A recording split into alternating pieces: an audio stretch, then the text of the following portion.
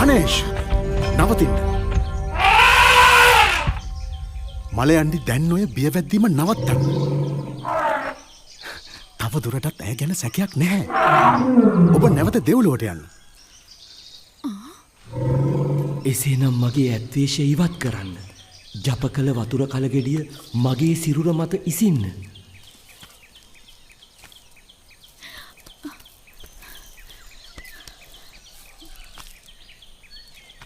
හිස මතට ඉසින්න. හිස මතට ඉසින්න. ඔබ ස්කන්ධ මගේ ස්කන්ධ ස්කන්ධ ස්කන්ධ ස්කන්ධ.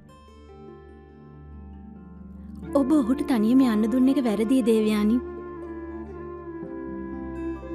ඔහු විඳවනව දකින්න මම කැමති වුණේ නැහැ. ස්කන්ධට උදව් කරන්න ඇත්වේශයක් මවාගත් ගණේෂ්ට සිද්ධ වුණේ ඇත් හිසක් සහිත දෙවියෙක් වෙන්න. ස්කන්ධගේ සිහිය විකල් වෙලා. නැත්නම් ජප කළ වතුර කලගෙඩියෙන් අඩක් පමණක් කිසීවිත. අපි නාරදෝ යවුමු. ඔය ස්කන්ධවයි ගණේෂ්වයි දෙදෙනාම රැගෙන ඒවි. නැහැ. මම යනවා. ඔබ තනිවම? නැහැ. කල්යාණගිරිත් එක්ක. අර අසුර මන්ත්‍රාචාර්යවරයා? ඔව්. මගේ මව සචි. ඇය අසුර දියණියක්. ඒ නිසා මේ අසුරයා මට උදව් කරાવી. යන්ත්‍ර මන්ත්‍ර බලයෙන් හැර ස්කන්ධගේ සිත ඒ මනුෂ්‍ය යුවතියගෙන් ගලව ගන්න බැරි වෙයි කියලායි මට හිතෙන්නේ.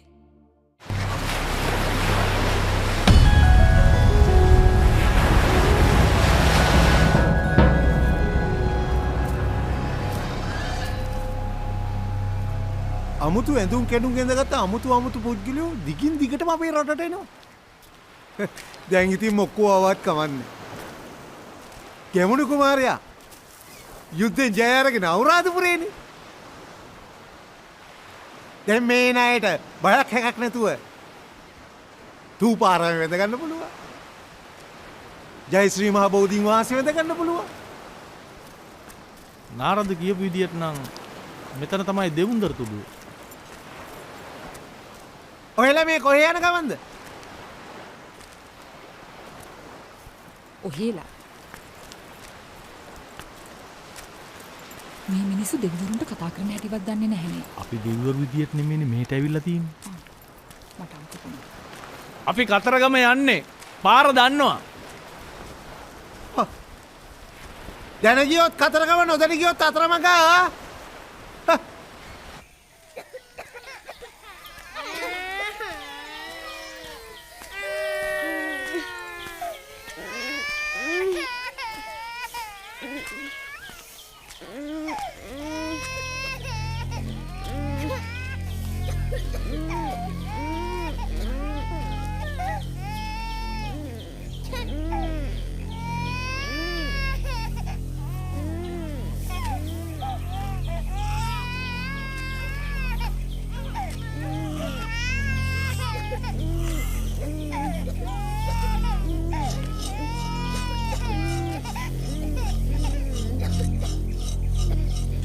දරුවන්ට මොකද?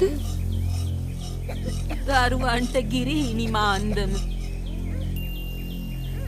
මව් කිරි දුන්නොත් විතරයි උන් ජීවත් වෙන්නේ. ඉතින් ඇයි දෙන්නේ නැත්තේ? මගේ දරුවන්ට කිරි නෑ. අපි යමු.